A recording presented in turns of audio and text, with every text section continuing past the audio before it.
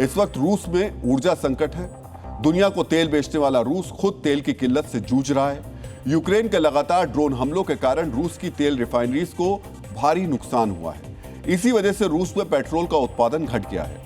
Ukraine के हमलों की वजह से रूस के ऊर्जा ढांचे पर कितना गंभीर असर पड़ा है उसे आप ऐसे समझ सकते हैं। रूस के एक दो शहर नहीं बल्कि पूरे देश में पेट्रोल संकट गहरा गया है। 11 टाइम जोन वाले इस विशाल देश के कई इलाकों में पेट्रोल पंप पर लंबी लंबी कतारें हैं, राशनिंग हो रही है और ईंधन की कीमतें रिकॉर्ड स्तर पर पहुंच गई हैं। और इसी संकट से निपटने के लिए रूस भारत में रिफाइन किया गया पेट्रोल आयात कर रहा है। रूस की सरकार के हवाले से पश्चिमी मीडिया ने बताया है, भारत से अब तक कम से कम 60,000 मीट्रिक टन पेट्रोल रूस भेजा जा चुका है।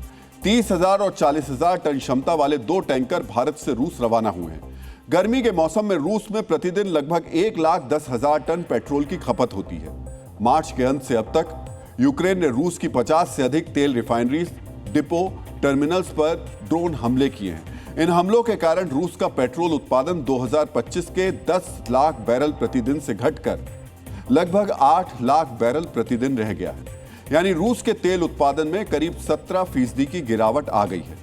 और इस गिरावट की वजह से दुनिया का दूसरा सबसे बड़ा तेल उत्पादक देश रूस अपनी घरेलू जरूरतें तक पूरी नहीं कर पा रहा है। इसीलिए रूस ने भारत जैसे सहयोगी देशों से हर महीने 4 लाख टन पेट्रोल आयात करने की योजना बनाई है।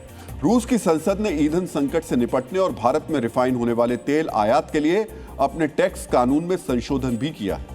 अब रूस की सरकार अपनी कंपनियों को आयात होने वाले ईंधन पर सब्सिडी भी देगी ताकि वो बिना नुकसान के भारत में रिफाइंड हुआ पेट्रोल खरीद सके और घरेलू बाजार में आपूर्ति बनी रहे।